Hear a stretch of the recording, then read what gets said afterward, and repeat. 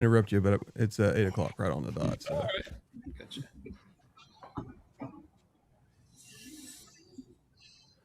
All right, we should be live. So let me. I guess we put it on the wrong screen. Here we go. Now we're counting down. Now we're counting down. We're good to go now. Instagram, everything. Oh, look at that screen up and down. Yeah. Well, you might be on the wrong one. So go to the other link. Oh, it's coming across now. All right, cool. All right, folks, welcome to the podcast. Got some fabulous guests tonight. We got Cody. No love. MMA fighter.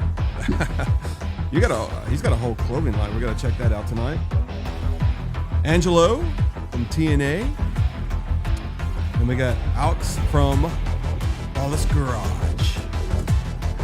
Looks like we got a lot of people in the chat so far. We do. Make sure you're spamming that thumbs up. All right. We got 2 minutes. Les, you got anything to say? I can't hear you. Can you hear us now? Heck yeah. But I forgot to tell you, I did mute you, so they can't hear you. Oh, okay, thank you. Oh yeah, this is the most we've had on this in a long time, folks. So that's what's really cool. No, I'm talking about on at one time, 6 people. Oh, yeah, 6. Yeah, people are just coming in now. We just started, so it usually picks up. So we'll be good. Yeah, we're testing your AV skills tonight, buddy.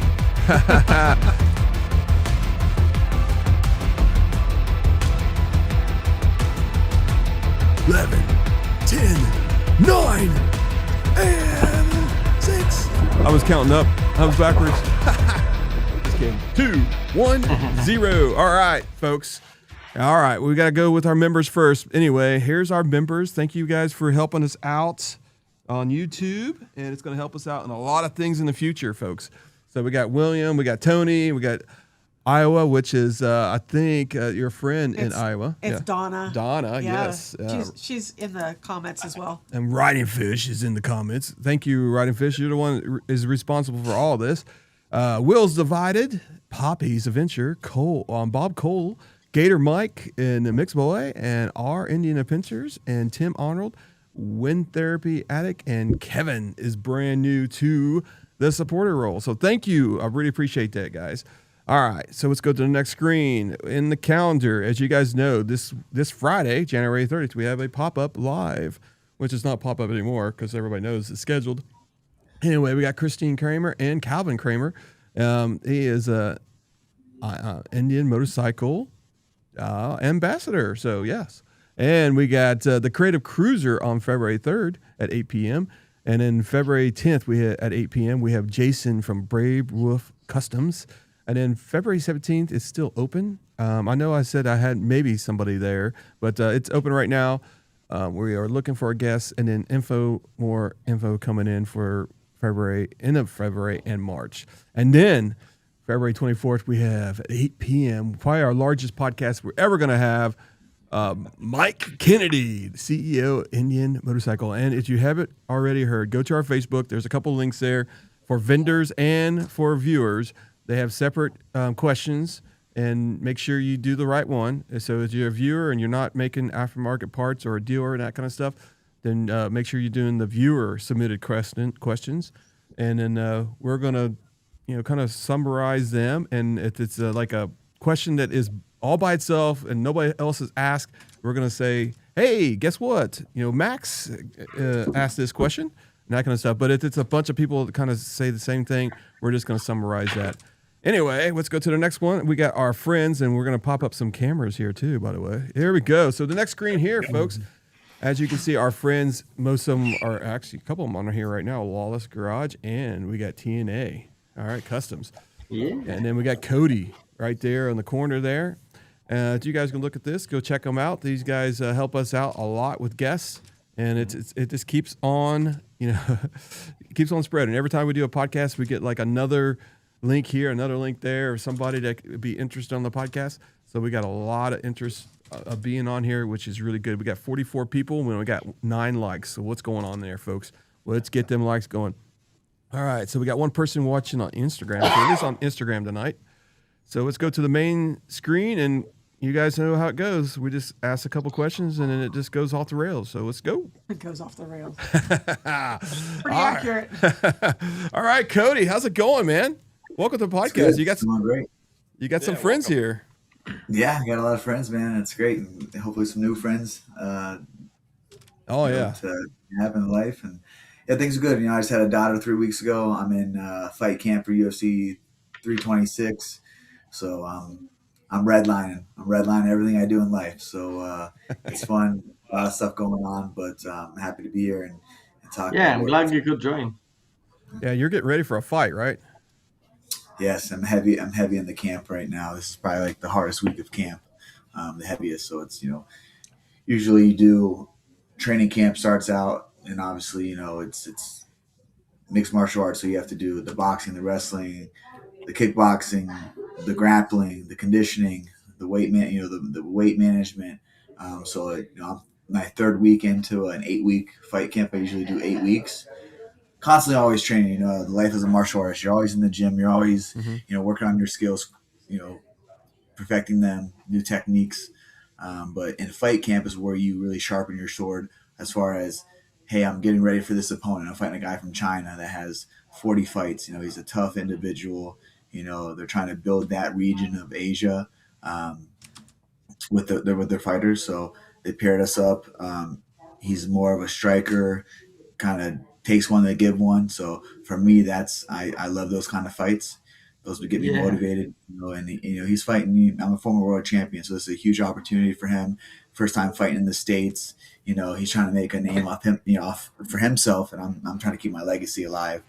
So there's a lot on the stake, on the table for this fight. But training's going great. I'm here in Las Vegas, Nevada. I've been training at the UFC Performance Institute.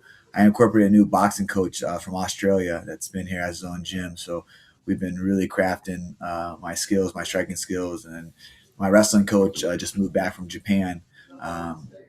So we've been working, you know, boxing and wrestling. That's my 2 base martial arts that I grew up on doing and loving. So getting back to that, you know, those disciplinaries, those basics of just perfecting them has been feeling amazing, you know.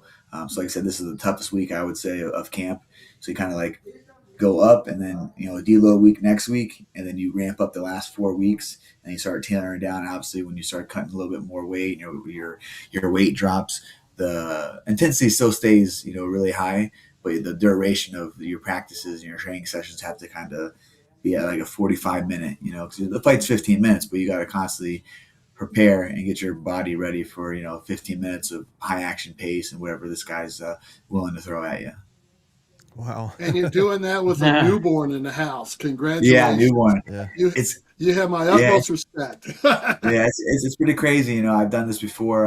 You know, I have a 7-year-old son, so a little bit different. When I had my son, I was a world champion at the time, and I was coming off of a lengthy layoff with injury. So the first year that I had him, I didn't fight because I had torn my back and I had to have some procedures done overseas. So I was just in rehab for almost a whole year before I fought, defending my title. So, you know, it was a blessing in disguise. I got to be there and not have to worry about, hey, constantly training. I was there, you know, with him. But this camp, and then obviously having my daughter now, it's like I come home from, like, I look forward to come home and be with her and kind of like unwind, because I'm always, you know, in fight mode. You know, when I come home, I'm with her, I'm being soft, I'm being, you know, gentle with her. But then when it's time to flip that switch to go back to the training mode or go back to, you know, me being a fighter, it's kind of like the similar thing on fight day. Like, you know, you can't be revved up at 7 in the morning when you're fighting, you know, at 6, 7 at night, you know. So for me, it's like being calm, cool, and collected, going about my day, and then being able to flip the switch. That's something that I've always been able to do in my athletic career, whether it's wrestling, boxing, MMA fights. I can always be joking around, having a good time. And, you know, when it's time to, the lights are on, it's time to flip the switch, go into that fight mode. That's something I was always able to do, is, you know, enjoy it. I think it's, you know, it's something that I enjoy to do. So for me, it's like, I'm blessed and thankful that I have these opportunities to go in there and still, do something that I love. As hard as this sport is, I still love to go out there and compete and test myself. That's cool. So what got you? Well, actually, when is your fight? You got the date already, and so everybody's March put it on the 7th. calendar. Fight March 7th, UFC 326 here at the T-Mobile in Las Vegas, Nevada. Huge card, great card, stacked top to bottom. I'm fighting Zhang Long. I think his name Zhang Long. And it's the same thing, something like that. You're not going to drink a beer with him, man. You're just fighting him. So yeah, those Asians, they like to drink. I've been to their countries. They drink. But yeah, so we're opening up the pay-per-view. So it's a great card, great spot to be on the card. Open up the pay-per-view. It's like they know that's gonna. They usually put like fights there that are going to like, hey, like this is, you don't want to miss these fights. This is open up the pay-per-view and then it's stacked from there. So excited to be on the main card, open it up, time you're fighting. So for me in preparation, I know, hey, I'm probably fighting at 6:30. So all my training will be tailored towards around that time, just to get my body ready to acclimate to that time and go out there and perform. Nice. cool. So how'd you get to meet these guys in this? So actually, I met Angelo just in passing at Sturgis. I kind of went to Sturgis this past year, kind of on a whim. I wasn't going to go, and then me and my brother just ended up flying out and working with Indian, and they gave us some loaner bikes to work out there. And I was with Kerry Hart and Big B, and cross paths with Angelo. We met, we swapped contacts and to stay in touch. And he's been such a good friend, helps me out a lot with the Indian side of it. I try to be a good friend. Yeah, good friend. I mean, he's came to once we found out we had a daughter came out. My girlfriend's family lives in Charlotte, so he was actually down there when we were there. He drove, got her a gift, my daughter a gift, really nice gift, by the way. You're welcome. That was my wife. That was all driving me. Drove me to a shop there and introduced me to that. So we got to spend some good times, and then he came out to Vegas and ended up getting his first tattoo about a month ago. What does it say? What's it say? Oh yeah. I did my daughter's names, Ariana and Sophia. Me and my wife got matching tattoos. He was really proud about it. I waited till I was 40. It was. I've been tattooed since I was a kid. I've been tattooed since I was a kid, so I was 13, 14 when I had my first tattoos, and we used to hang out with other kids in the neighborhood, and their parents were like, "Oh, you can't be hanging out with the Garbrandt boys, man. Like you're gonna make bad decisions." And now here's Angelo at 40 getting his first tattoo after hanging out with me. Because I was hanging out with you. Yeah, exactly. I was the only guy in the industry without a tattoo. Now Alex is. Oh, yeah. So you had to. Alex is next. No, I only have tattoos that I did on my own, but one day I'll get real ones. Also to Alex, you gotta set him up with Alex.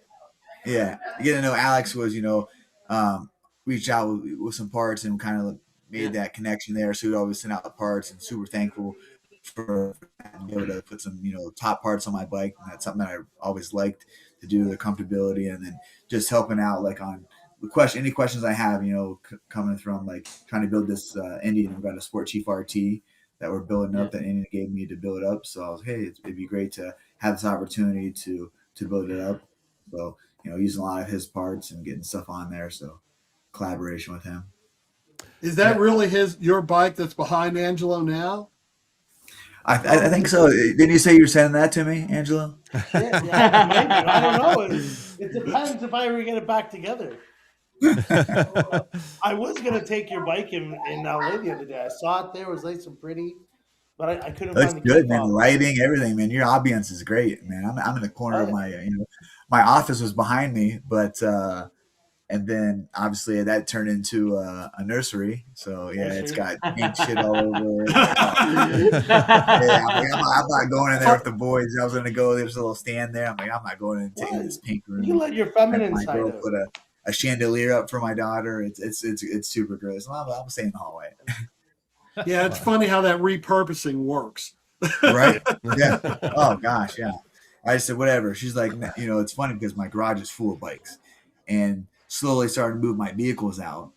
Okay, hers. Okay, I gotta moved it out, and then she was like, when the baby comes, I would like to, be nice just to park in the garage. And I was like, oh, that's where I draw the line right there. I'm like, you can park in the in the driveway. You got the driveway, it's good. You got the remote. I'll come out. If you need help with the groceries, I'll come grab the groceries, help the baby. But we can't downsize the bikes, for a car spot. Nice. Freaking Gotta awesome. have priorities, right? The So- priorities, 100%. So Absolutely. yeah, Go ahead, Chris. No, you go ahead. You're good. What were we gonna Garages are for bikes. say? Yeah, exactly. Cars sit outside on the lot. Cars in the so they can driveway. sit outside Yeah, anyway. for sure. Yeah, bikes Yeah. gotta Some stay. cars can't can stay go in the up. garage. Some cars. Yeah, I Yeah. turned my garage into an actual shop. I got a lift and all kind of. Didn't have a tool, years ago. But now I was like, man, I was taking the bikes to all the shops, and I'm like, and I'm so impatient, the way I'm calling, hey, you guys done? Like, let's do this. I'm like, dude, I can do all this here. You know what I mean? So I really got hands on learning to build and work on bikes and do that. It's honestly been such a therapeutic outlet for me to do, because I'm like, I'm a YouTube mechanic, I'm like searching up everything on YouTube, so it takes Yeah. me twice as long. And for me, like in my mind, like I'll come in the house and I don't have the bars or something done, or the exhaust something. There's always something you run into. Like I can't sleep at night. Like I won't sleep until it's done. It's like I get obsessive over it. So I'll get up early in the morning, like 4, 5 in the morning before training, and to work on it, tinker on it more until I get it done. And luckily, I have a lot of friends that come over and help out and show me stuff. My buddy just moved from Chicago. He lives a street over. He's got a bunch of knuckleheads, panheads. He's got a lathe and a mill, so he's going to teach me how to run that. So make some old, custom fitting parts, So pretty excited for that. Yeah, I just helped him move in probably like an hour or two ago, moving that lathe and mill. And that was my workout after my workout. So he's here, and Yeah, I'm no excited kidding.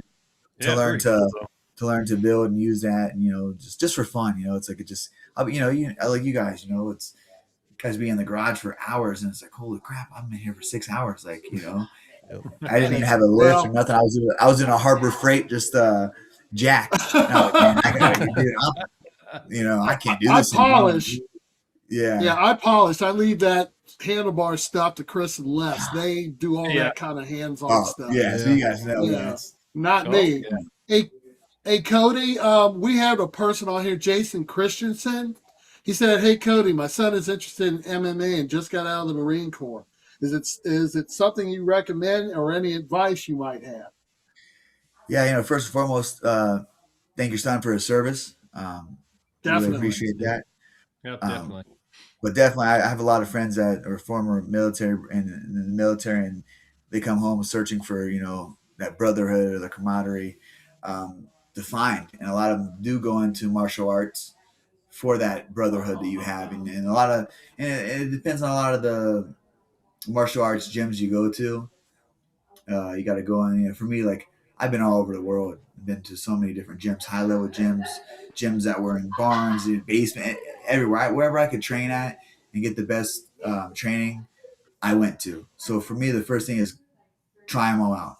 Go to a few, see which one has the best vibe, best energy, best, for you, for a mental thing too, because you got to go in there and like some days you're going to go in that gym and not want to train.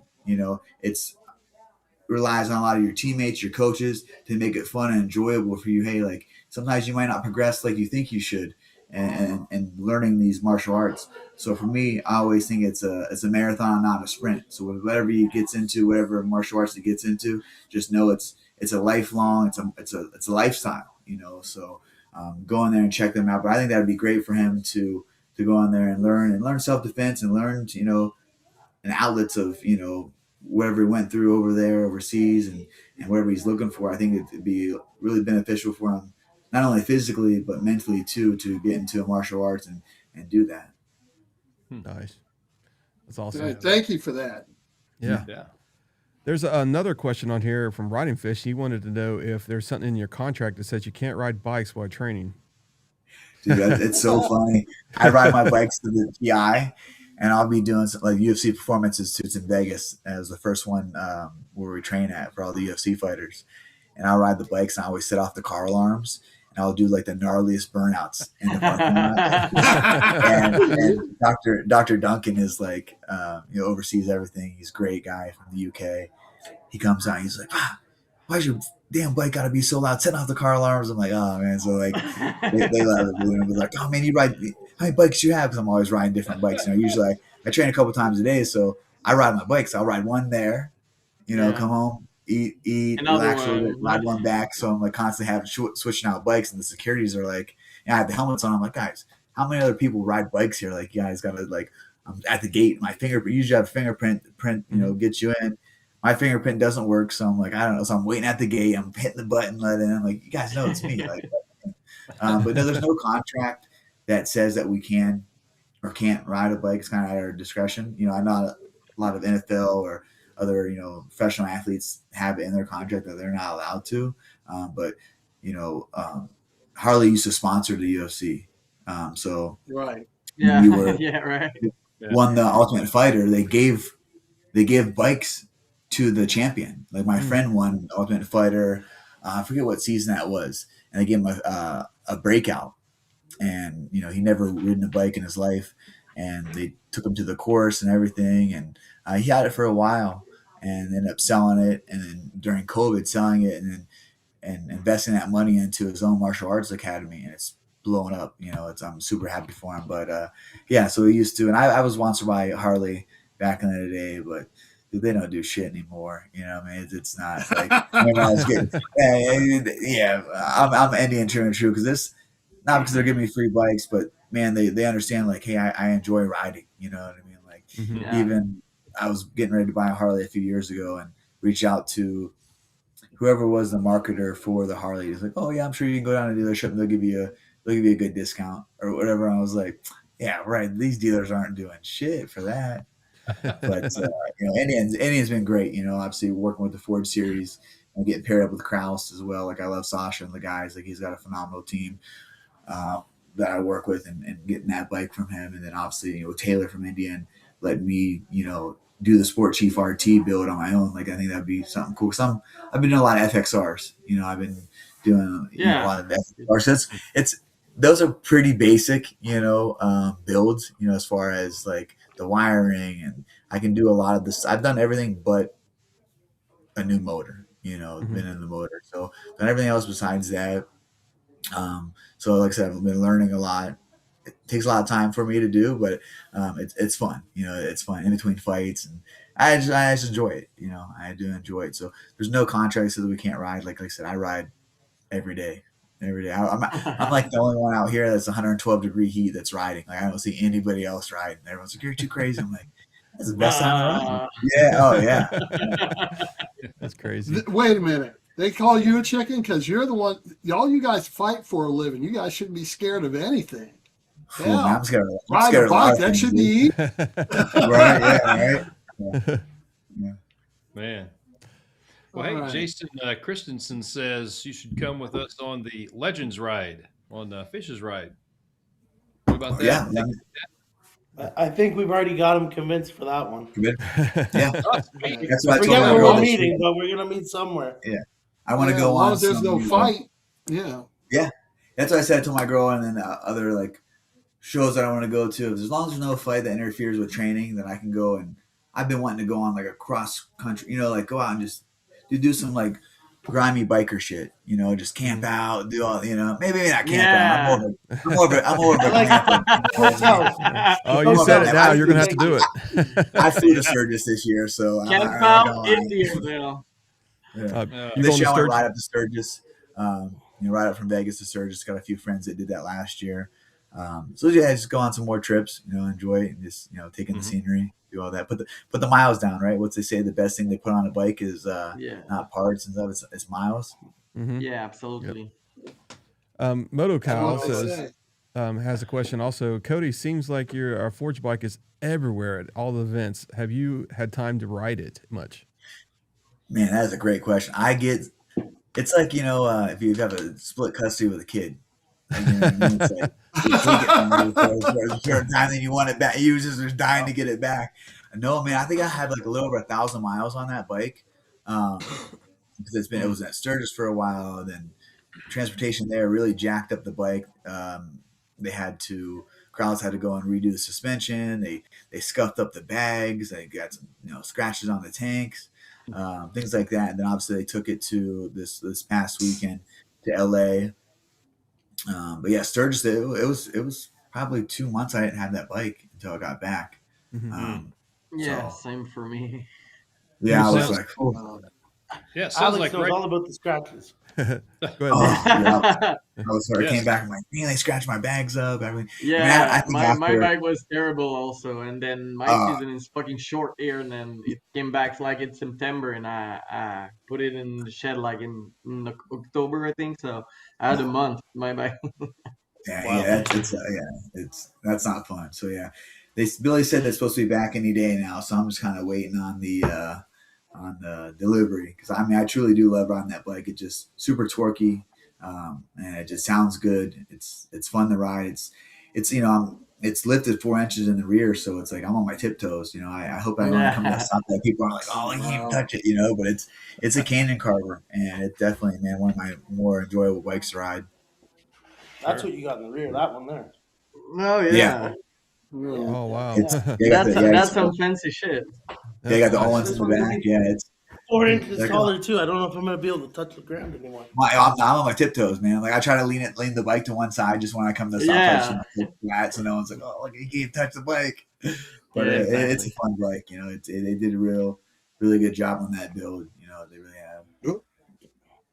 So, Les, you had something right there, right? What was your I was question? just reading a comment here. Writing Fish has jumped in the comments here and says, sounds like he wants you to go on that Route 66 trip for sure. He says he needs a bodyguard. So Mhm. Oh, hey, I can do that for sure. Yeah, we got that handled, definitely. That'd So, be fun, yeah. let me break in here for a second. Just let everybody know, Angelo is owner of TNA Customs. I think he does have a partner. I don't know. He can probably explain that kind of stuff in the business. I don't know what we were talking about last night. But what do you guys do? Huh? What do? We make carbon fiber parts for India Motorcycle. We're one of the original companies to start making carbon fiber parts for Indian. My wife is my partner.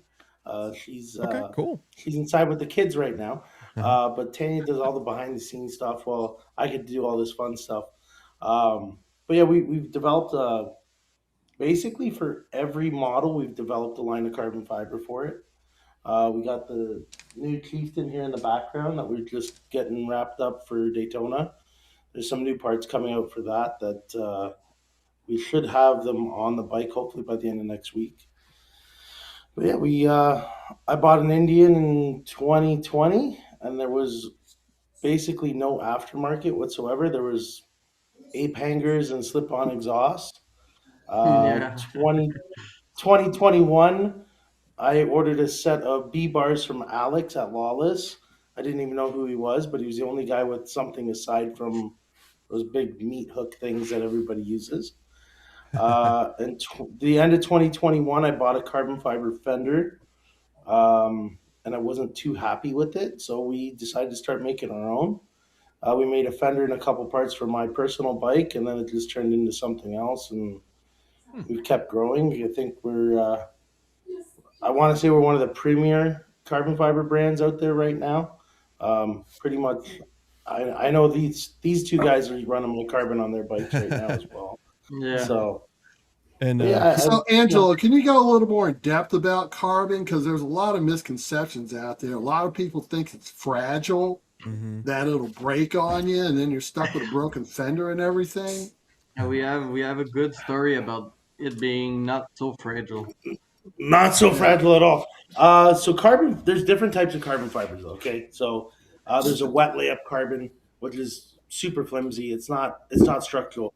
This is pre-preg carbon fiber. So the carbon fiber comes in frozen mats that are infused with resin, and then we take the mats and we cut a pattern, like you'd cut a pattern for a suit jacket or something, and then they get laid out in a mold. And as you layer your patterns, you create strength.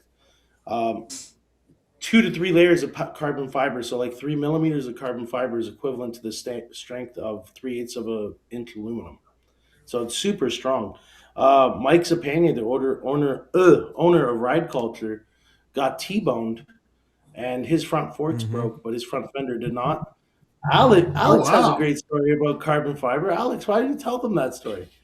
Yeah, we were riding last Daytona Bike Week to the proper performance show at like I don't know in miles, but it was 200 kilometers, so maybe I don't know 100 miles, something like that. No, 200 kilometers an hour is like 165 miles an hour, I think. Wow. Yeah, yeah, yeah. So we were going fucking fast, and then the bolts of the mirror of Angelo snapped. Oh, you have my fairing I actually. have, I have it right here. And then his mirror snapped, and he lost his mirror. It Wow. hits my fairing, and the fairing didn't even crack or whatever. There was like a A mark in third the of an paint. inch mark, yeah, on the paint. And then he was like, you know what? We're going to hang up this one, and I'm going to give you another one. And then I had to do This is gonna the go on the paint wall. again. So I had to negotiate with my painter. Like, you know what? I got a new fairing, and then you have to redo the same pattern we did last time. He was like, you serious? Yeah, yeah. Yeah. Oh my god.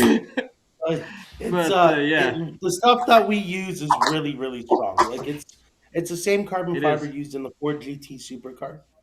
Mm, So it's it's nice. it's not gonna break. Like they make the frame out of that. Like we make the door panels, bumpers, everything out of it. But this is our forged carbon fiber, so it's a different kind of pattern. It's not your Okay. traditional stuff. It's starting to grow on me, especially Hmm. because this entire bike is going to be made out of it. But yeah, it's like I said, it's really strong. Like I can't even bend this thing. It's the thickness of a Yeah. piece of paper. So yeah, Yeah, you so it's can't go very, wrong very, with very carbon strong. fiber.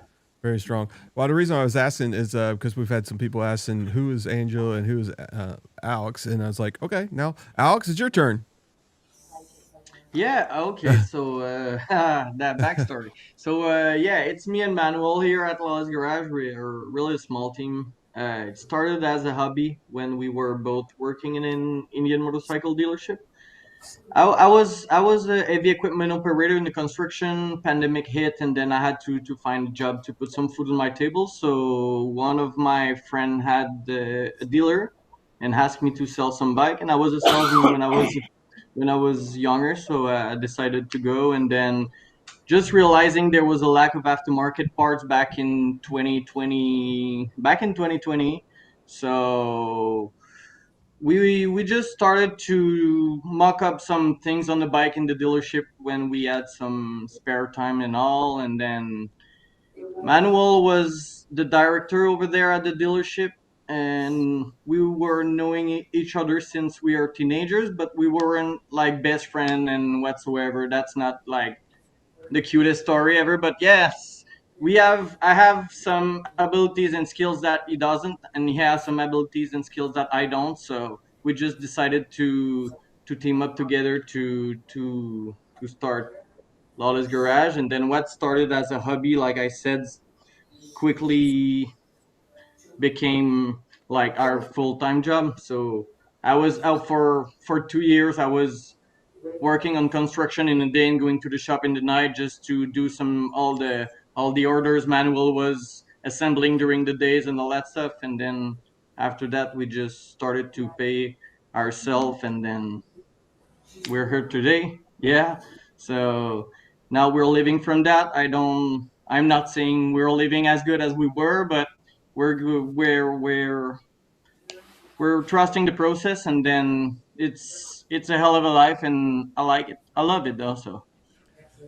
So Mike from Ride Culture sent me a message one day, and he said, "Man, hey, I think Cody might want to come on your podcast because I'm talking to Angelo and I'm talking to Alex.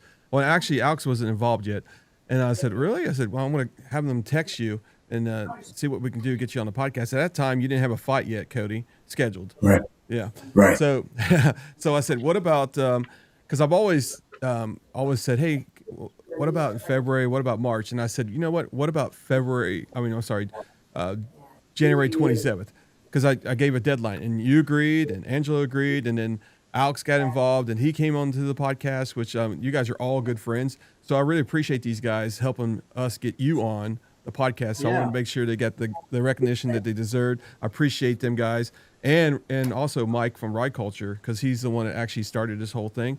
So, and hey, you guys are all friends, and hopefully everybody in this all of us will be friends, and we'll be riding on Route 66, right, Cody? Yes, sir. Oh yeah, I'm in. Make And, it happen. yeah, and I saw your Brett bike. said I'm not allowed to come. No way. Come Oh. on. I'm not allowed to come because he's gonna lose his license if he rides with me. Apparently. Yep. That's not good. But the other thing is, guys, if you're new to the podcast, please like and subscribe. We are friends to all aftermarket parts dealers, and I guess you can say manufacturers, dealers also of Indians. If somebody has a dealership wants to come on to the podcast, we'll do that too. All we want to do is support the Indian side of things. We also have a dark side to us. We also allow Harley Davidson riders on here and influencers and that kind of stuff. So we don't want to be impartial. We all at the end of the day. No, I'm just kidding. No, welcome Harley Davidson riders. Yeah, we welcome. Yeah, we welcome. But we welcome Goldwing riders too. Yeah, Goldwing. Yes. Yep. It's all about at the end of the day the ride, right? It's guys? all about two wheels. Yeah, two wheels. Hey, That's right. 3 also. Oh, whatever, Connie. Hey, Is there you heard any me. is there any questions in there, Connie, that we might have missed? Because that's what she's been doing, is writing down questions. Well, actually, Writing Fish asked what carbon do the King of the Bagger bikes use? They run TNA carbon fiber. Exactly. All the Indian teams run our carbon fiber. So Very cool. we just shipped out a big order today to Vance and Hines. And I forget the other guy. Like Tab Performance just put an order in again this morning for their bike for this year as well. We've made a few modifications to the carbon for the race bikes this year. It's a little bit Are they thinner. legal? Racing is all about stretching the rules, right? Yeah. We made some changes in certain places to make it a little bit more aerodynamic, but added volume in other places where it needed. So I think they're going to be a real contender again this year. Awesome. Wow. That's great. I knew there was something. So, Cody, do you like King of the Bagger racing? Yeah. Oh yeah. I've watched a lot of them. They're awesome. I think the way they can handle those bikes. I went to a track day a few times and got to ride with some of those guys that are part of it. And man, they're just phenomenal. I love it. I learn a lot each track day. I'm always trying to go in and just level up as a rider. Obviously, the way that I ride is kind of like I fight, all out, this red line. So Yeah. as comfortable and as skilled as I can get on the bike. Obviously, number one goal is coming home to the family, but also enjoying riding. So I'm always doing the courses and trying to just out here it's kind of flat. It's not too many curves and turns and stuff. But I go back to Ohio and I try to go on those routes that are Canyon Carbon. I really try to really test my limits on those routes. And there's a Mount Charleston up here that I usually ride up to. It's about an hour from my house. So it's an hour ride there. And then it's probably like 10, 15 minute ride up the canyon. A lot of turns and, switchbacks and things like that. So it's fun and enjoyable. So I always try to go up there, just ride in that desert, heat. Yeah. Getting up there when you get up there. So it's like, it's like AC. It's like, you just don't want to come down you don't want to come down the canyon. You don't want to come down the mountain because it's like, as soon as you hit the bottom of the canyon, it's just a full blast, like heater on you, and then you got to ride all the way back. So it's worth it. But like I said, when I go back to Ohio and I'm down south and stuff, I usually go. Sounds like you're selling me a trip, man. I'll tell you what. Alex, we got to bring them. Yeah, Route 66, we can go on, but I got plenty of bikes for you guys to come out and ride. So they need ridden. I got a couple that are in production, getting built right now. One of my builders that is out here, his name is Roger Stade. He's a phenomenal builder. I mean, he is just OCD on everything. Actually, yeah, they're all are. Like my partner Manuel is like the biggest OCD guy I know. Like he's doing his thing, I'm doing mine, but at the end of the day, like I'm always amazed about what he's doing. So I know what you're saying about OCD's builders. That's what something. He's an older gentleman too, so I don't rush him on anything. My other friend, he lives on the other side of town, so it's about a 45-minute drive without traffic. He's like, I was thinking about just mailing the parts out to him because I got them all sent to my house, the ones that we needed. He's like, I need these other parts to finish the bike up. And my other buddy just came and grabbed them. He's going to ride them over there. He's got a mill and a lathe as well, so he helps out with making parts and stuff for the other guys' bikes. But same thing, I was going to go over there and learn to do a lot of stuff with him. But this guy, he works all night. He'll start at like 11. I'm like, hey man, I'm falling asleep at 9:30. I'm fighting to sleep at 9:30. I can't be working all night and then go do that. But he's great. We ride a lot. We ride a lot with him, but just his intricacy of attention to detail on the bikes are just phenomenal. So he's actually building a FXRP. I got a police bike, a 1990 FXRP. That I bought from a gentleman. Bought it. First ride, dies, ignition. So I had to put a new ignition in it. Then I'm riding it like 2 or 3 times. Man, the bottom gaskets are leaking. I had to get a brand new engine. Then I'm like, you know what? Let's just go completely through this bike. So I did a full frame build up on it. Super excited how it's turning out. If you guys see some of my stories, he posts a little bit on it. So that one's fun. And I also got a chopper. I think I'm turning into a chopper guy. I got a 48 pan head. Actually, I just spoke to here. My builder out here got it. So and he's really does like more like dusty, crusty, choppers. And I'm like, hey man, I want a show bike. I want myself to be like pristine. So I'm chromed it all out. So we got all the parts and the Springer, and he rebuilt the engine. So I just got actually FaceTimed him, and he's gonna build it all up. And then obviously Steven, Finished FX. He's painted a few of my bikes. He's gonna come pick it up probably a month, hopefully a month and a half, and get the bike painted, custom painted, and then it should be ready to rip. So I'm excited. I've never ridden a chopper, suicide shift, no front brake. So I'm excited. That'll be cool. Oh my God. The real essence of biker, the real bike are choppers, right? Real bikes, yeah. You gotta ride the chopper. I mean, those will be little short trips. I'll trailer that to the shows and stuff like that. But I call them the ice cream bike. You go to an ice cream shop and then you go back home. Hey, come home. Yep. Alex, we got to bring Cody to France with us.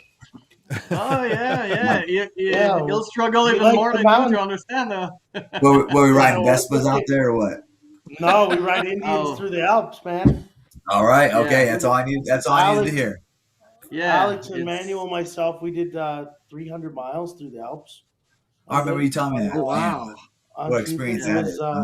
It was an amazing experience. It's a once in a lifetime experience, honestly. Yeah, and the best part of it it was hot as shit, like 90 degrees outside. Not even cold. Like that was fucking. That's cold sick. for Cody. Yeah, but then in the Alps, it's hot. Yeah, I might have to bring a jacket. Yeah, but no, riding in the Alps was something else. That was cool. Nice experience. I was super grateful from an Indian to involve us in being a jury over there in a motorcycle contest, chopper and club style. That was really sick. That's cool. So all right. So it looks like I got a message from Mike from Ride Culture here. He said, tell Angelo the aftermarket community thanks him for all his contributions and work in the background. Folds of honor, working with different companies, making introductions, and always looking out for good of the community. And we had this discussion last night, kind of the same thing, that you like to have all the community all together, working together, being one force, and kicking butt for Indian. And I 100% agree, and that's awesome. And by the way, if anybody doesn't know, that Folds of Honor bike literally went for $180K for Folds of Honor at the Barrett Jackson auction. That was freaking awesome.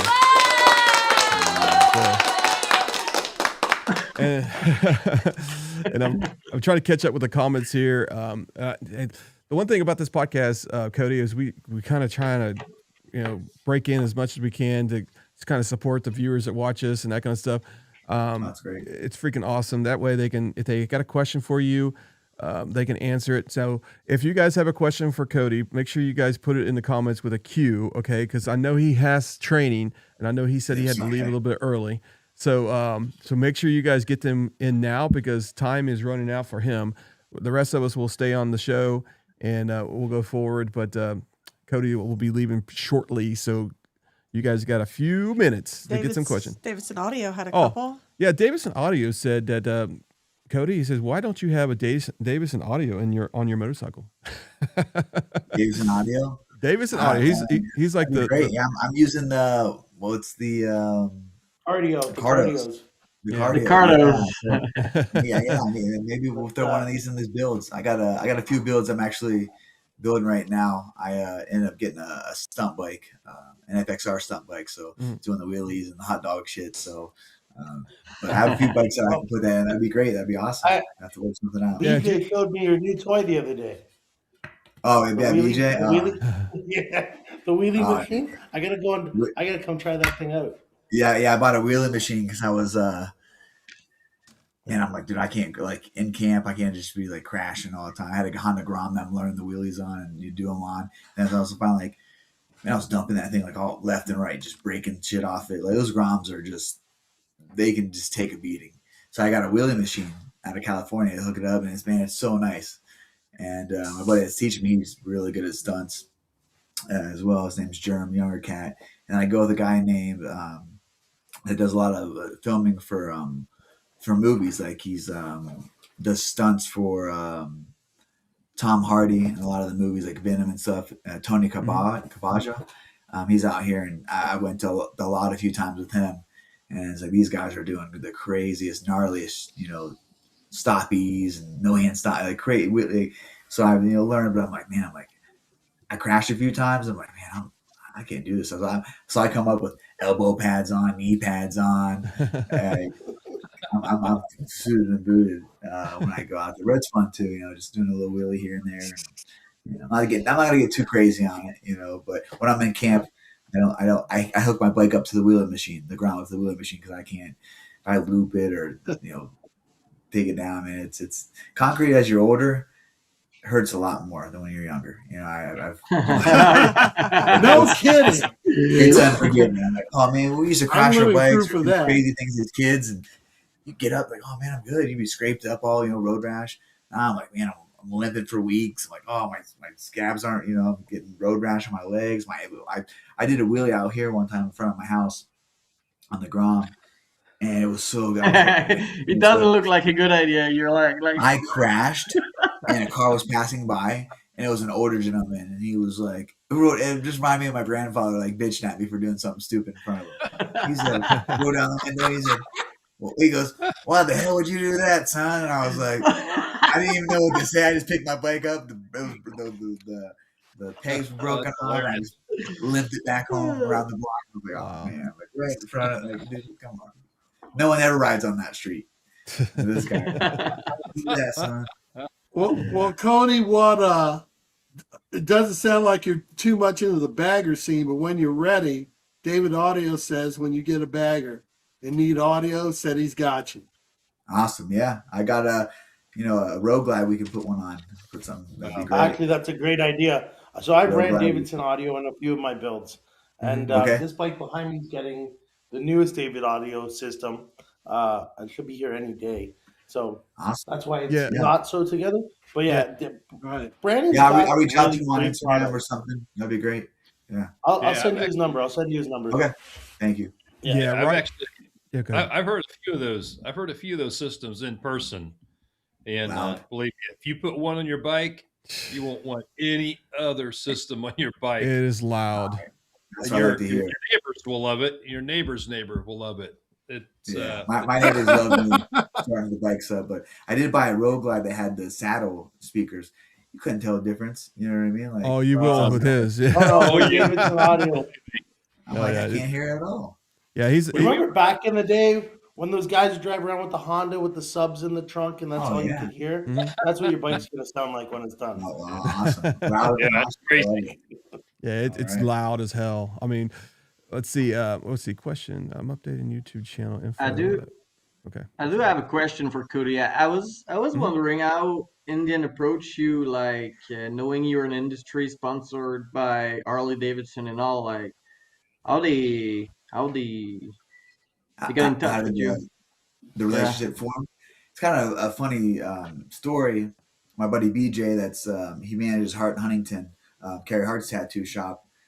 He's big, good friends with Carrie, and they, I guess, Forge built a bike from Indian for TJ Dillashaw, the guy that I fought twice for the world championship. Yeah. Your best. He's like, hey, why are you building that cheater a bike? He's like, he don't even ride. Cody rides every day. So this was probably like around 2 years ago, I would say, and it was when I first kind of like got into the scene out here, probably a few years ago.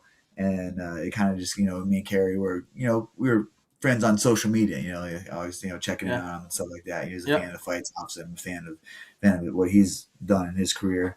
So that's kind of how it happened. Was my buddy BJ said, why are you building a bike for that cheater? Why don't you build a bike for Cody?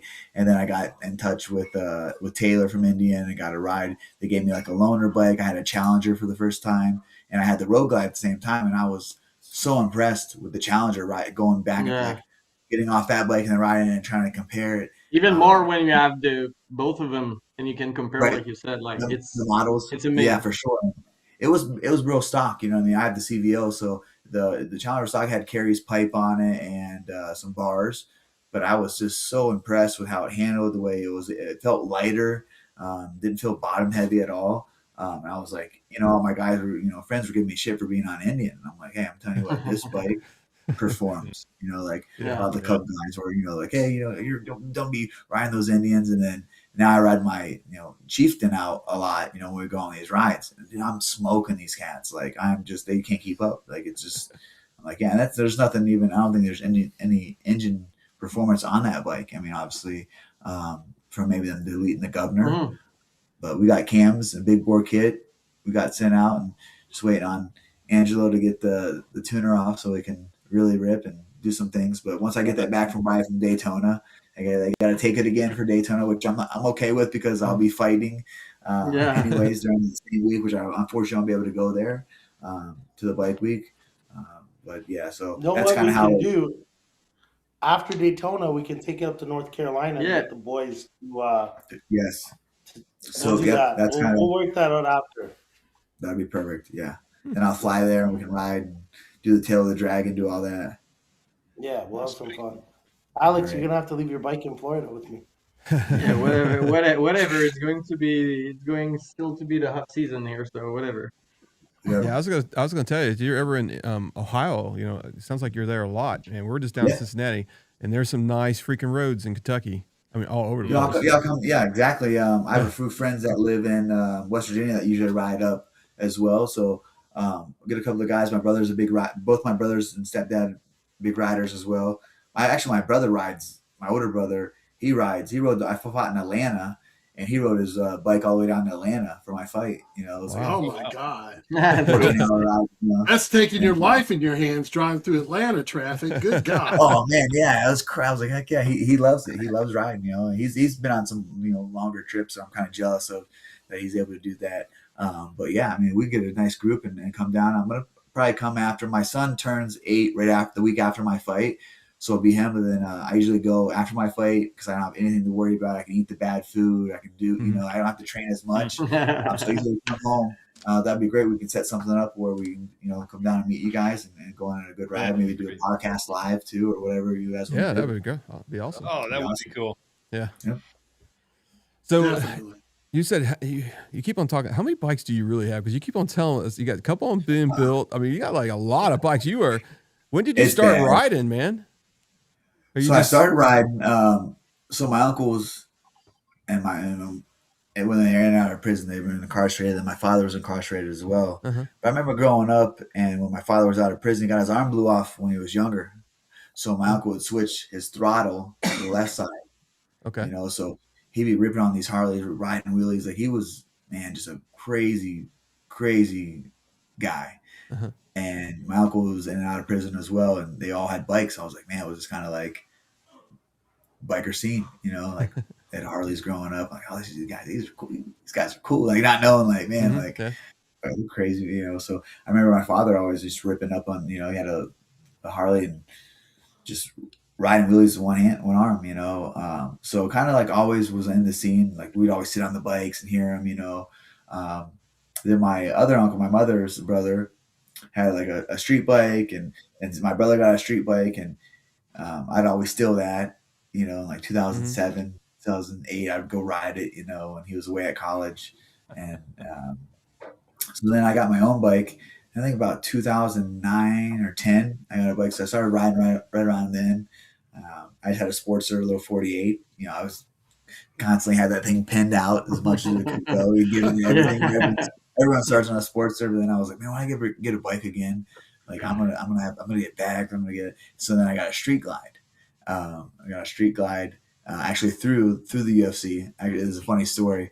Once I started getting wins in the UFC and the UFC got behind me, Dana was like, hey, get you that Harley. I'm like, oh, cool. Like, he's going to get you that Harley. I'm like, awesome. I'm like, so they called me. I'm like, it was like months and months and of like waiting for the bike. I'm not a person like, hey man, is that bike coming? Like, can I go? He called me one day and he goes, hey, did you ever get that bike? And I'm like, nah, man, I never got it. He goes, oh, why didn't you say anything? I'm like, oh man, I'm not the kind of person, like, if it happens, it happens, The next day I go to the dealership in Sacramento and get a Street Glide. I get a Street Glide, and I had nobody to ride with out there. I didn't even know. I GPSed everything in Sacramento because I was, just lived there for a few years, so didn't know the routes and where to ride at. So I had the Street Glide. And then obviously, I had a child, and then my ex-wife at the time was like, "Oh, I'm so against riding," and ended up giving it to my brother Zach, and riding it. So like, I took a few years off of riding. Like I wasn't riding. And then I went back home a few years ago and had a few of my bikes that were at my mom's house, and my brother just went on a rip, like a little 30-minute rip, and I was like, dude, I miss riding. I absolutely miss riding, miss having a bike. And I think I flew back from Ohio to Vegas and went to the dealership and bought a bike, and then just kind of this. So I think I got 11 or 12 bikes right now. And so that's it. That's insane. Yeah, That's insane. That's cool. Yeah, it's You like, need your I garage space. Shit. Yeah, it's bad. More garage space. I got bikes in Tennessee. I got them in Ohio. I got them, all over. I got one in California getting worked on. I think I have 4 getting built right now. That's getting built Oh up. my And it's like, goodness. I yeah. just And don't see the problem. yeah. So it's like I have a bike, and all my friends come out too, and they come out and train, and they stay with me and train. And I'm like, hey, let's ride the bikes to the gym. We'll go on a ride. So like, hey, in between sessions, we'll go ride, grab something to eat. So That's it's kind of what I'm doing, or working on them, things like that.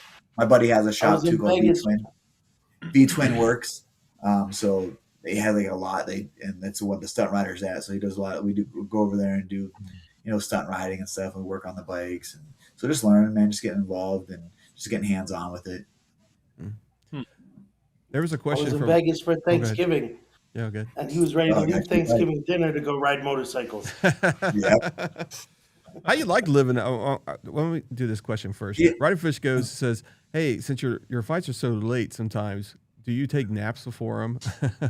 Yeah. So and what kind of food and snacks do you do on fight day to stay? okay, that's a good one. So usually, like, I eat clean year round. My girlfriend is amazing. Like, she literally makes every meal for me. Like, she wakes up. I mean, it doesn't skip a beat. Had the baby, man. She was doing everything. Like, I tell her a lot of times, hey, slow down. Like, it's okay, So we go off. I use a dietitian with the UFC, Charles Stull. He's the UFC dietitian that basically gives me my macros, like the proteins, the fats, the carbs that I need to have, and then she makes these elegant meals that just are so good. So I eat that year round. I see when I'm in camp, I have to smaller proportions. Like I have to have 8 ounces of the protein. I have to have less of the carbs on certain days of training level. But outside of camp, I just up it, to 10 ounces or 12 ounces. Because I eat the same stuff. I'm kind of a creature of habit.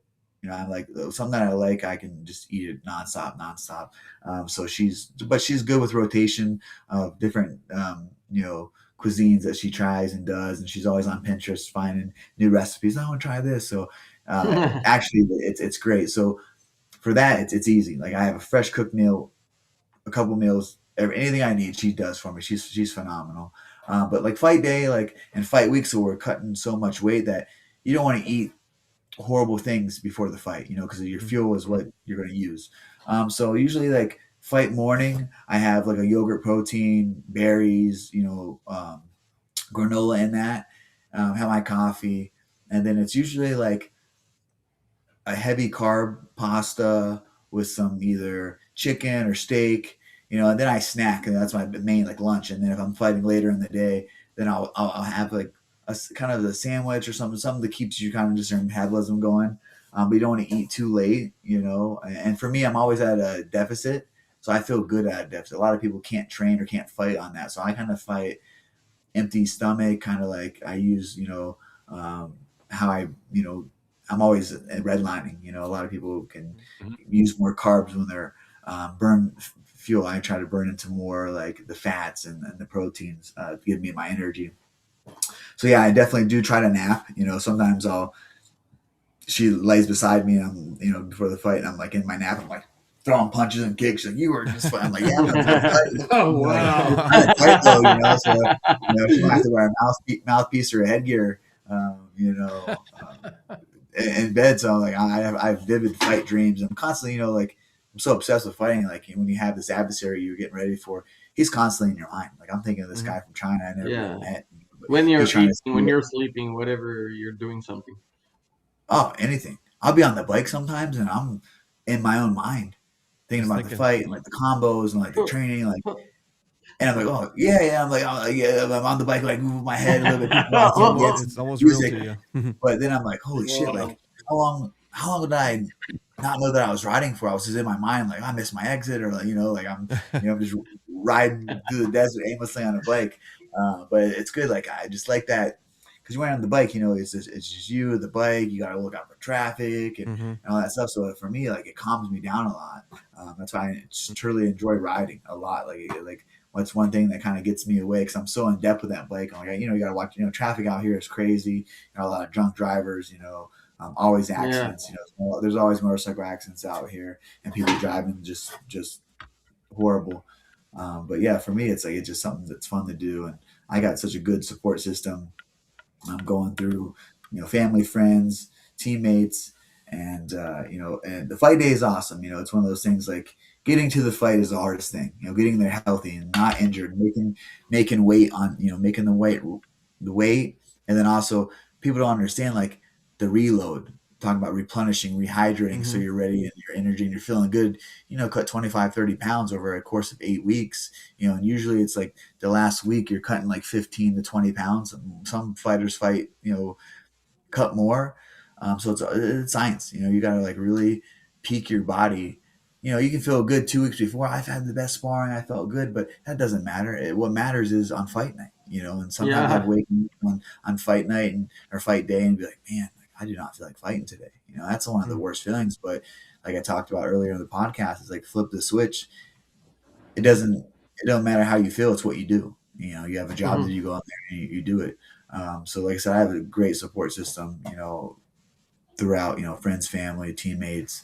I get to live a dream, it's something like I sacrificed so much to be in this position, to go in there and fight in the UFC and be a world champion, that I get another platform to go out there and showcase my skill, hard work, dedication, and the heart, and the courage inside the octagon against another man that believes that he's the best fighter in the world too. And he's overcame so many obstacles in his life to get here, and we're getting paid now to fight. I did that stuff for free because I loved it. I fought for free for years. And, so it's just a combination of that. Oh, Riding Fish said, are you allowed to use IVs after weigh-ins? No, we are not allowed to use IVs. I just got drug tested yesterday. You guys saw I sent you guys the I was like, I thought the podcast was yesterday. I was like, man, I know I had it on my schedule for Tuesday. So I was rushing. I had to go to wrestling, and then I'm like, hey, I got to fly back. I was telling my girl that, hey, I have a snack for me because I don't know how long this is going to go. I get informed, because we're on 365. Like I go on this ride with you guys in Route 66. I gotta tell them where I'll be at, where I'm going. I have to log into an address where they can come and test me. 365, 20. They can come right now and test me. I got tested yesterday.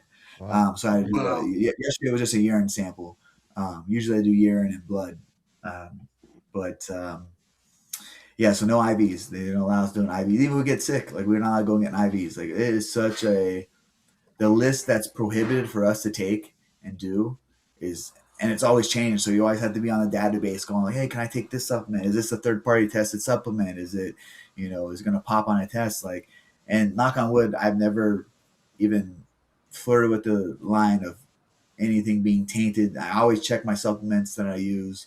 I eat the top, steaks and protein and food that my girl goes and gets at the grocery store, just to not have that blemish of a question of like, oh, is he cheating? You know what I mean? Yeah. It's like, Because there's most so of the many time they're ways to blaming play. the supplements, right?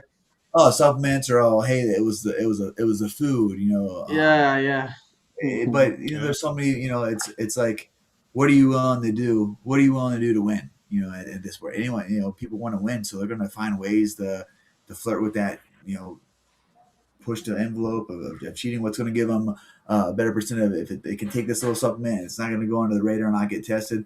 So there's doctors out there that they probably hire to pay like, here's $25,000 for you to do my, basically my blood work and medicals and stuff that I can do, so I can evade these tests that won't pop on tests. It's like, to a doctor that's corrupt, they're like, oh yeah, for sure, $25,000 extra just to do this for you. Okay, cool, and then this guy wins these fights and gets $100,000 bonuses and more money gets sold for him. Yeah. And we the get stakes show and all money. that stuff. We get show money and then win money. So show money is making weight. Technically, you got to win to get your other check. Whether it be whatever your fight purse is, and you get your win bonus. So you got to win, so you get 2 checks. So it's like, for them to spend $25,000 or wherever it is, paying this doctor off. This is just my thinking how fighters do that, and get away with it, and that aren't intelligent or don't know how to scientifically evade these tests. Like a former opponent has for years, and finally he got caught up on it. But for me, it's like fighting so primal. It's like, I feel like if you have to take those kind of things to go in there and fight, and it's just like, for what, for what risk?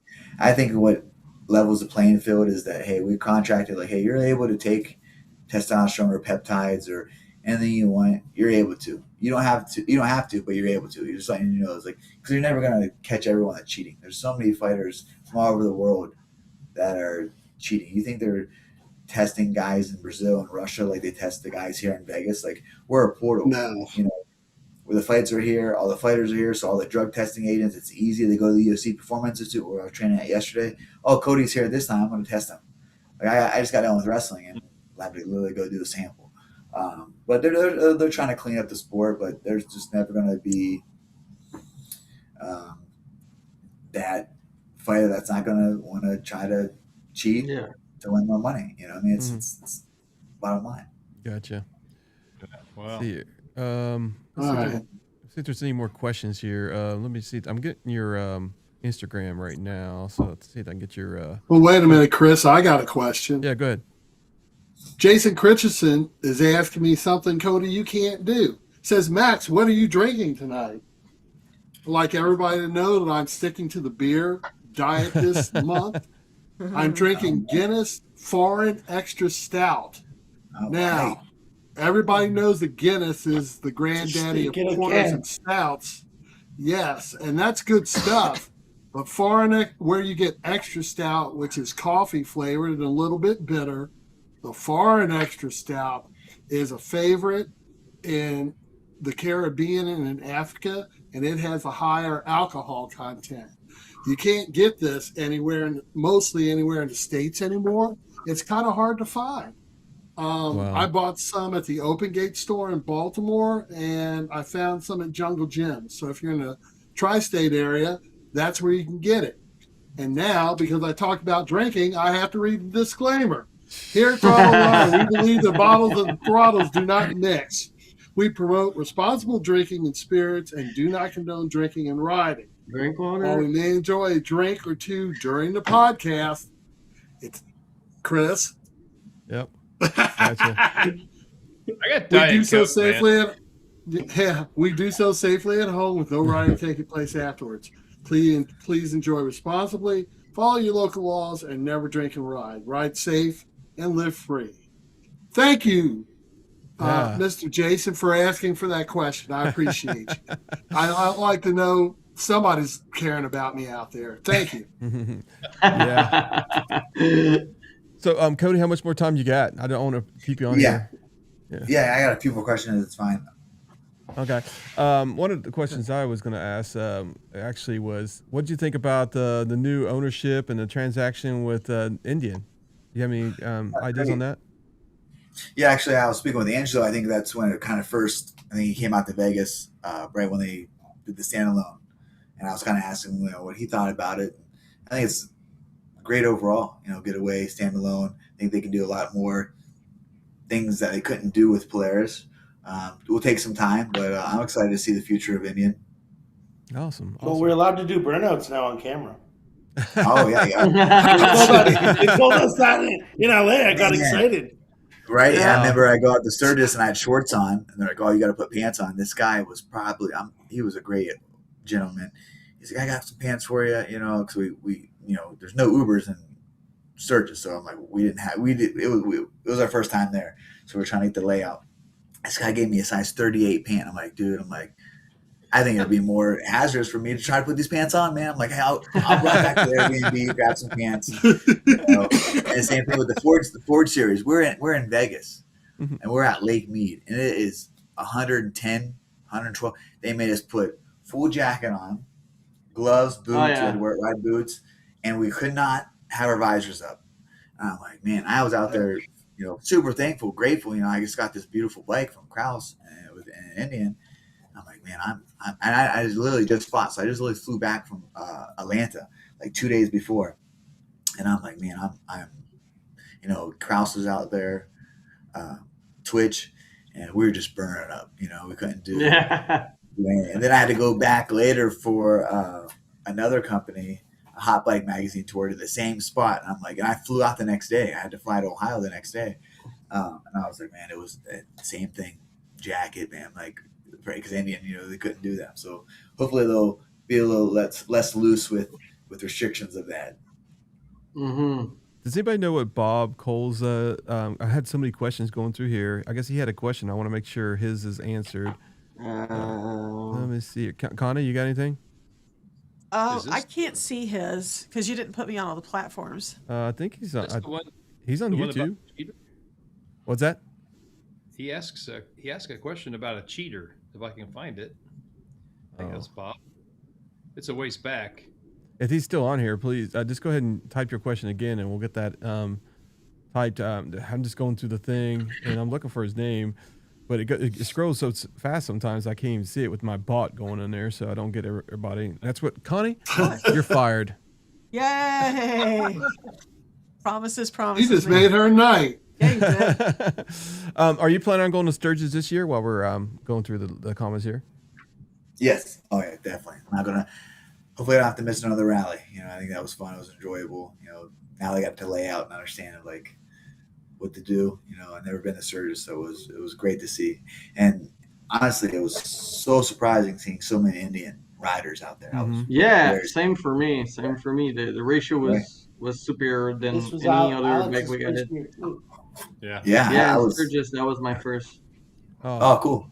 The question he has here, and I guess this is it. You can see it on there. Walk away from Alpha Male. Oh, jeez. Yeah. I saw that question. Yeah, it was a heated rivalry, with how close we are at Team Alpha Male. Like Uriah Faber has built just a phenomenal brotherhood. I was speaking on inside of his martial arts academy. So we looked after each other. We were like family members, and I went there at 22 years old. So I was 1-0 as a pro. I went out there with a dream to be a world champion, and so I was in TJ's camp a lot, helped out him out a lot.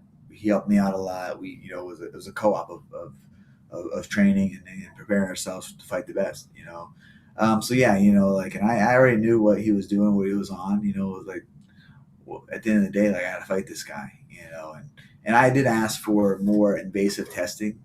I think during that fight camp, I got tested 1 or 2 times, but I think they could have been more strategic on the testing after, and then it was years later he got popped and I get text messages and say, hey, sorry we didn't catch him earlier from the drug testing agency.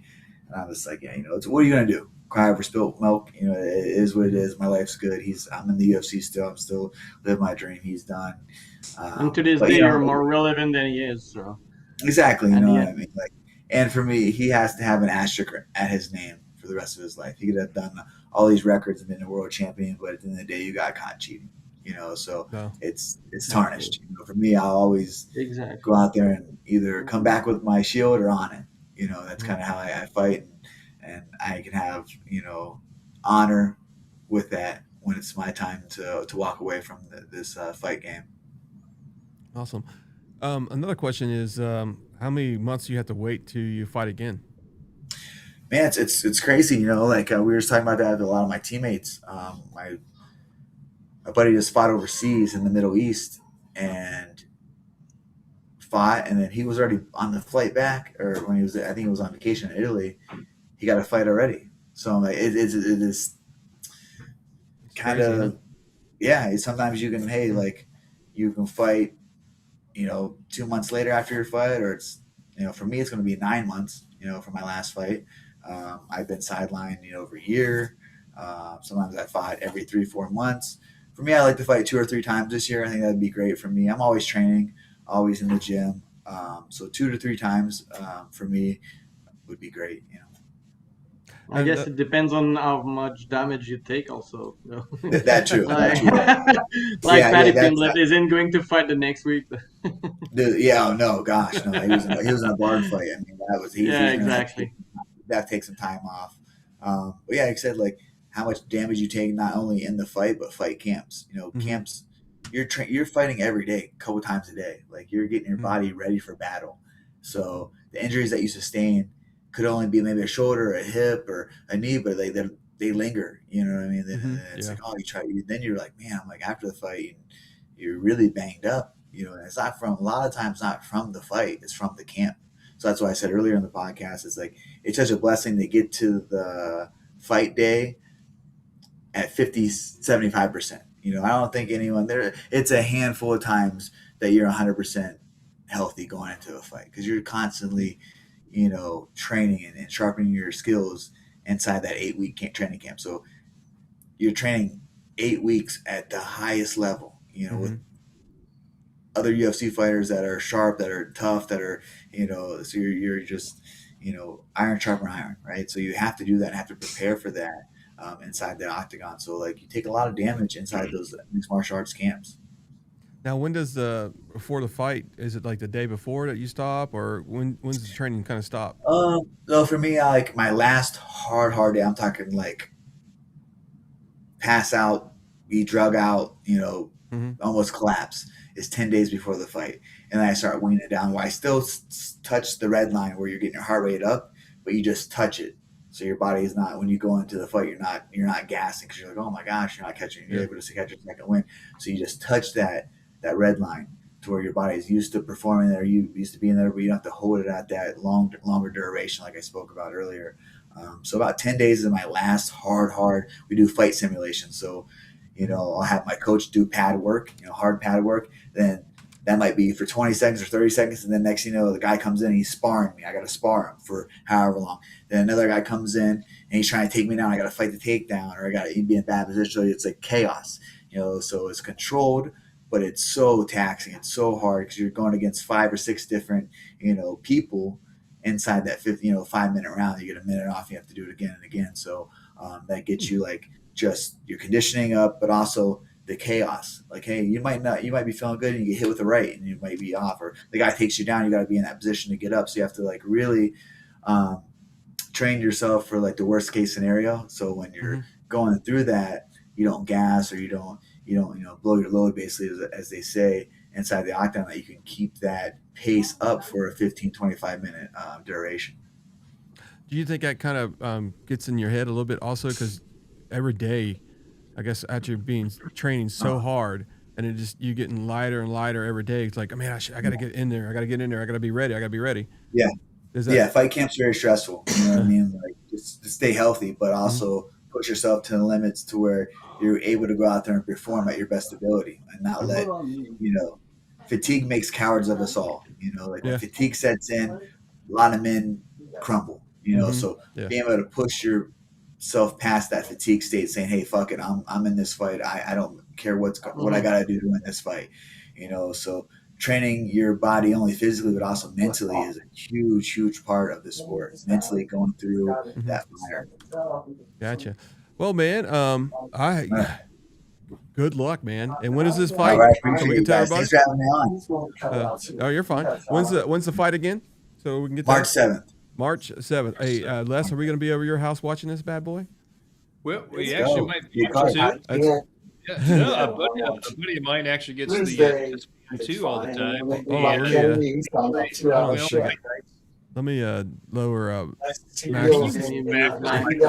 I gotta mute Matt. I don't know what he's talking about. Hold on a second. Mute him. I am. I'm muting him right now. All right, go ahead. No, a buddy of mine always has the ESPN2.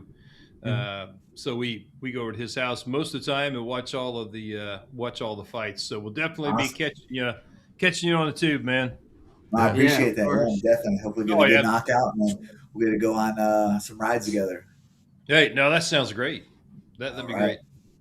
We'll stay in touch. I appreciate you guys having me on. Hey, no problem, man. Hey, thanks so much, Cody. Yeah, text us anytime you want to come on. Maybe after the fight. Hey, Cody, thanks a lot for being on here, buddy. Thanks. Yeah, thank you too, Max. Waiting for the invoice, Alex. Yes, sir. We'll catch up this week. No worries. All right, Angelo. See you guys. Have a good night. Take care. Jordan and the baby, my love. I'll talk to you later. I will. I'm gonna go feed her and probably change a diaper right now. I'm on dad mode. I'll see you guys. See ya. Great guest, man. Great guest. Have a good night. All right, man. That was freaking awesome. All right. So let me move some people around here real quick, and then we'll get we'll do some final thoughts with you guys. Go ahead, Les. You got anything to say right now? Well, actually, Amanda had a question in the chat here. She was asking about the fiber for Mike's bike, and she wanted to get some put into the showroom. So she was asking about that. So we got to finish developing this bike right here, and then Mike's actually going to get the second set of prototype forged carbon fiber lids. The first set are on their way to Bob Cole right now. Mike will get the second set. And I will get the third set. I always end up getting the last of everything. Actually, Brandon Davidson's going to get the last. I'm going to get mine, then Brandon. But so, Angelo, what I want to know is because Bob paints, he's painting your carbon fiber, right?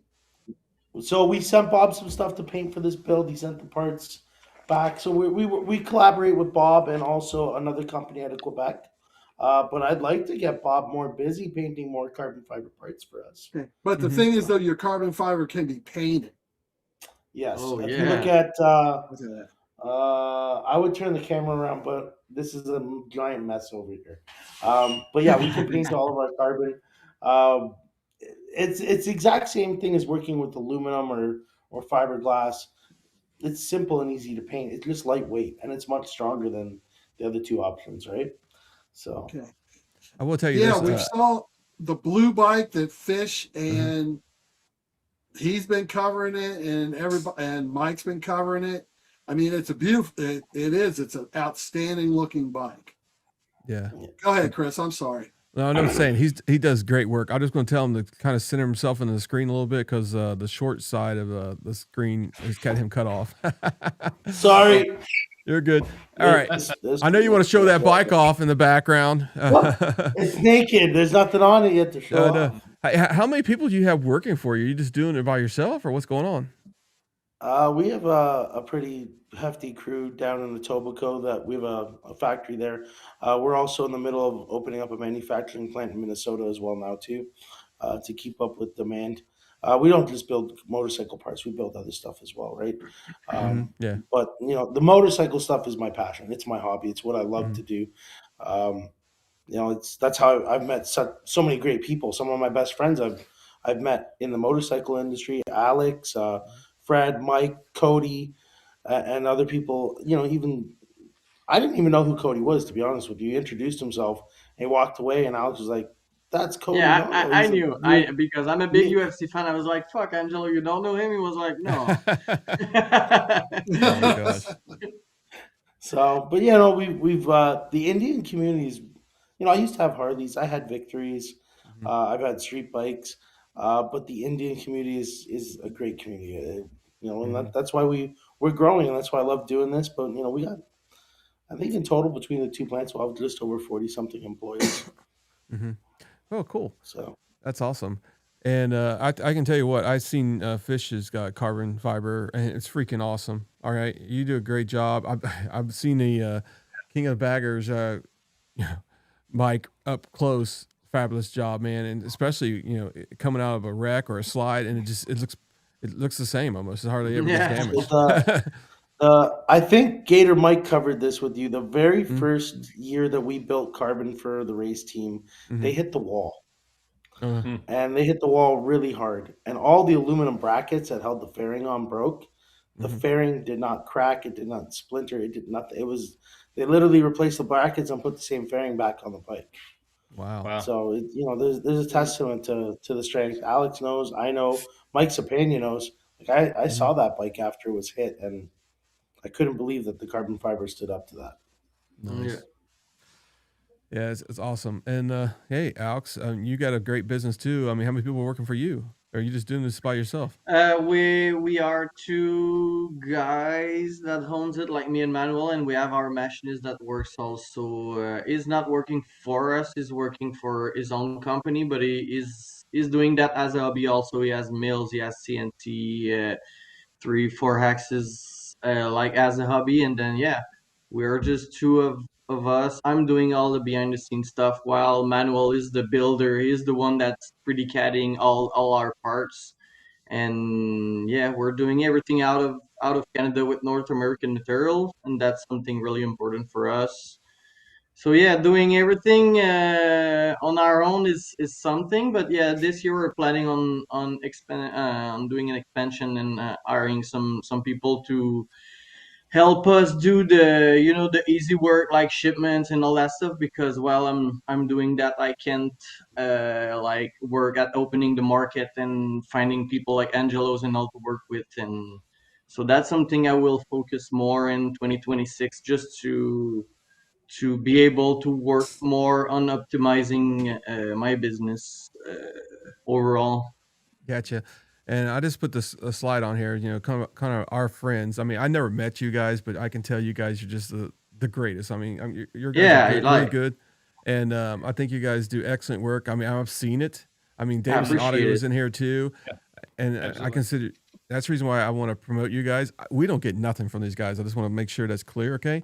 This is how the community is. It's just helpful. It helps. They help everybody and we help everybody. And that's the way it is. I mean, Indian community has got something really special. And I don't think Harley, I mean, well, I'm not going to dish on Harley, but I'm just going to say, I don't think it's the same otherwhere else. I think everybody's a competitor and everybody wants to fight each Hmm. other.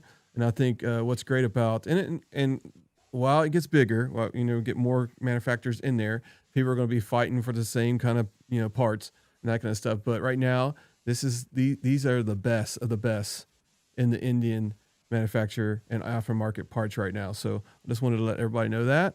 And I'm glad you guys are on here tonight. I really appreciate you guys coming here and yeah, Yeah, it's and Yeah. so do freaking I. I awesome. appreciate the invitation, and then I just think we're doing that for the good reason.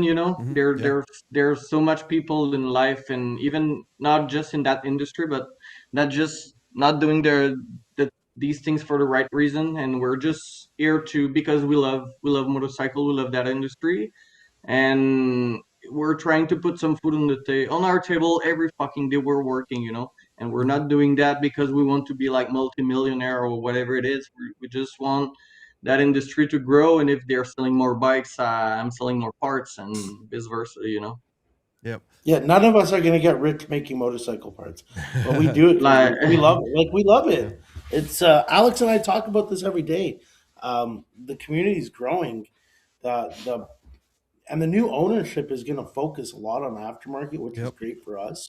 Hmm. We're getting support from the manufacturer, but it's the community that keeps us doing this. There's days when I wake up and I'm like, do I really want to do this anymore? And then, I look at I see people posting my parts and my products, and we go to these events and we meet our customers, and it's the camaraderie that goes along with it that really makes it worth it for us. Yeah, at the end of the day, we're all eating in the same pie, right? So Mm-hmm. if we just can't make this pie bigger all together and help each other, that'll be just the best for every people in that pie. As simple as that. Yeah, we plan on being. Yeah, go ahead, Les. I'm just reading in the comments here. Mike from Ray Culture said that Angelo gave him a dog. Yeah. What's that about?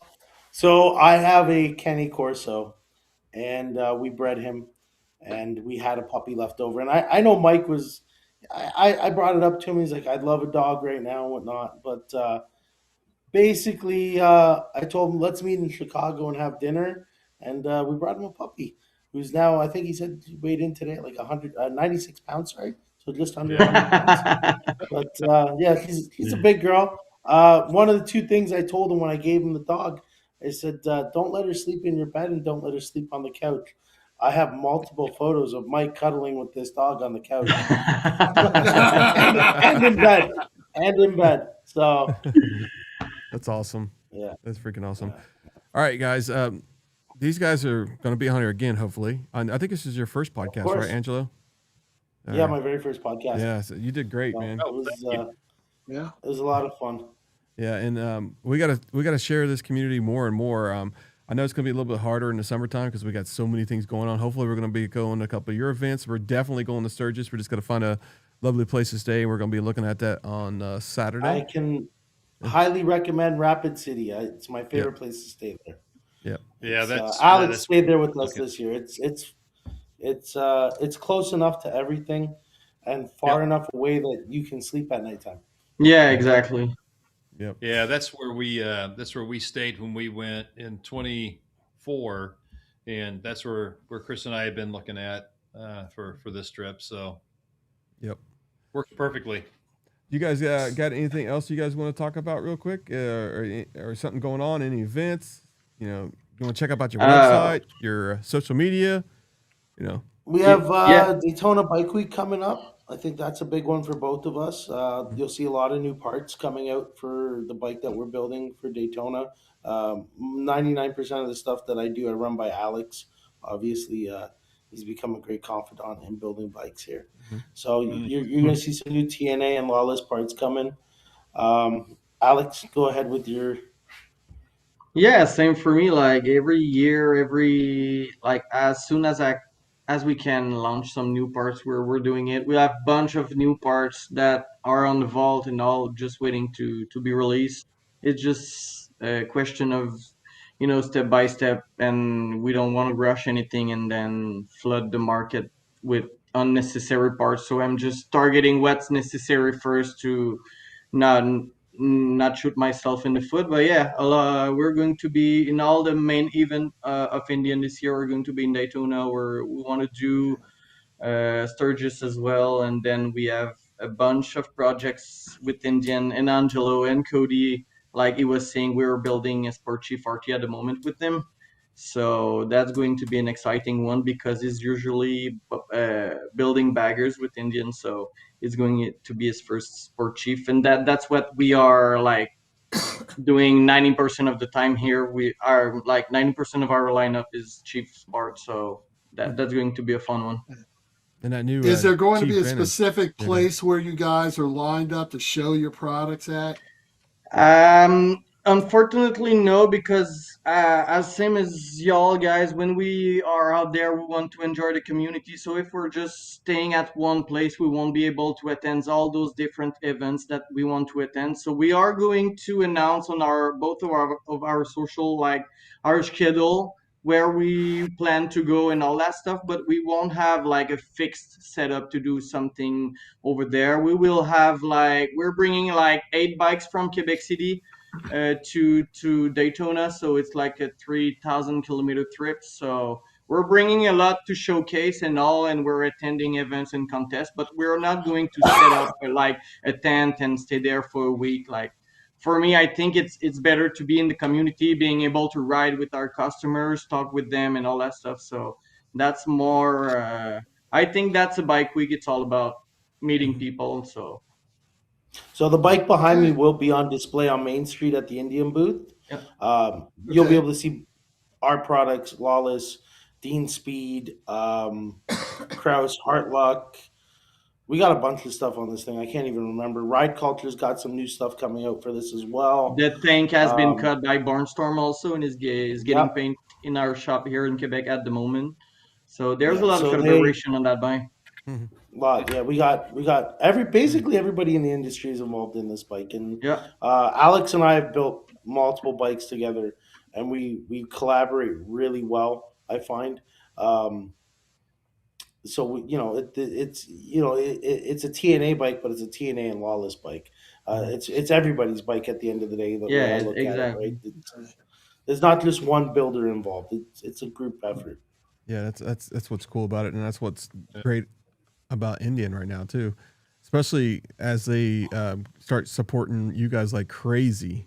So as you guys know, we have a form on our website. So you go to throttleandiron.com. If you go into the podcast tab, a lot of people can't find the actual form, but in there you can ask Mike Kennedy a question.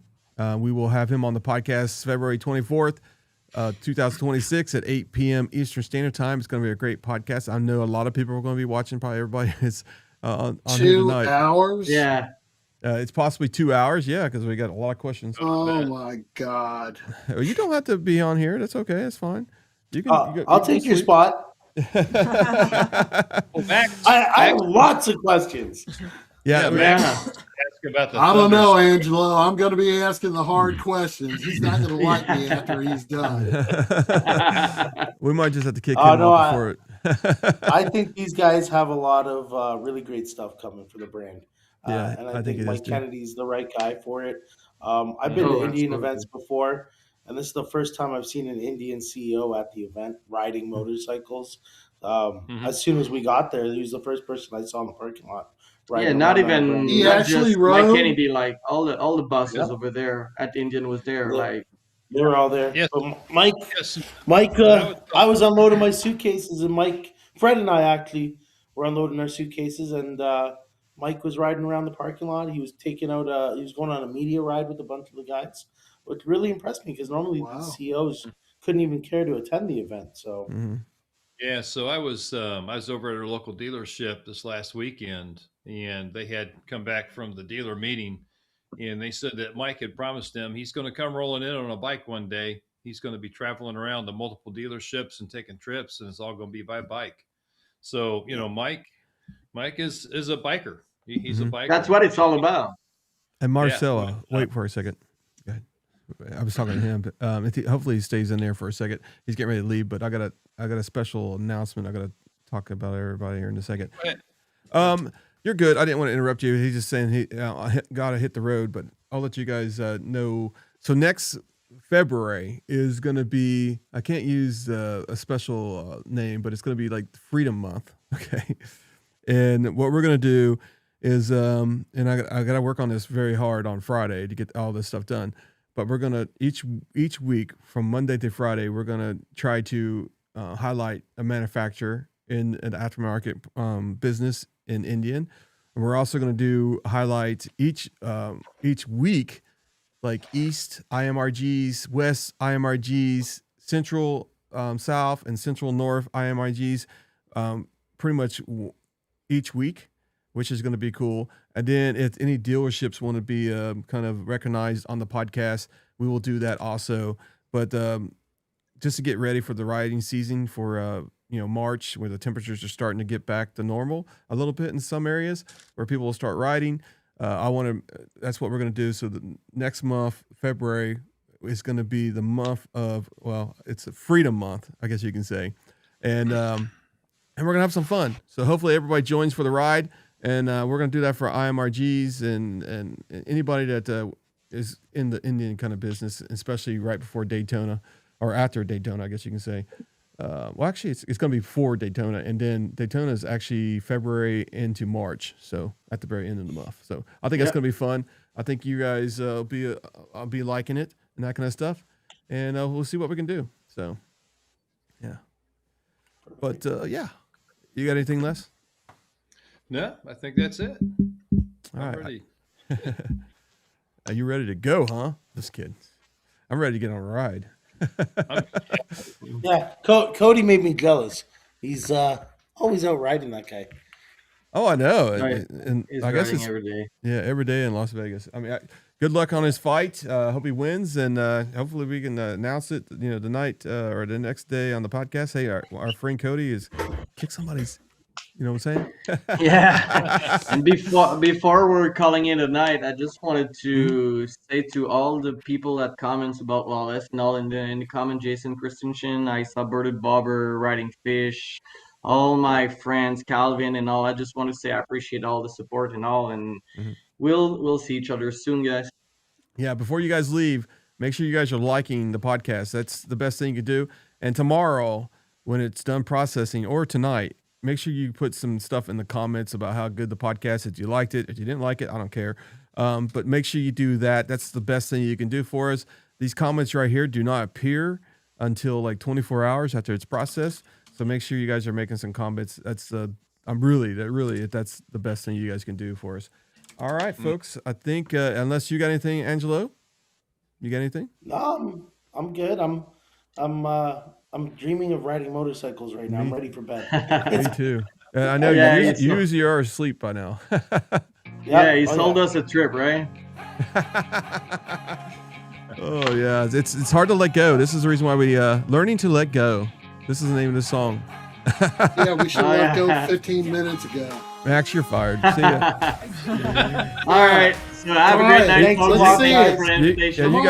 You guys can stay on here for just 2 seconds after this is done. But anyway, guys, have a good night. See you guys. Like and subscribe on the channel, and we'll see Jason pretty soon. We'll see Kyle this Friday on the podcast. So everybody have a good night. We'll see you then. We're also on Spotify, so check us out there. I gotta find where the end button is. Namaste. Yeah. Good night, everybody. Good night.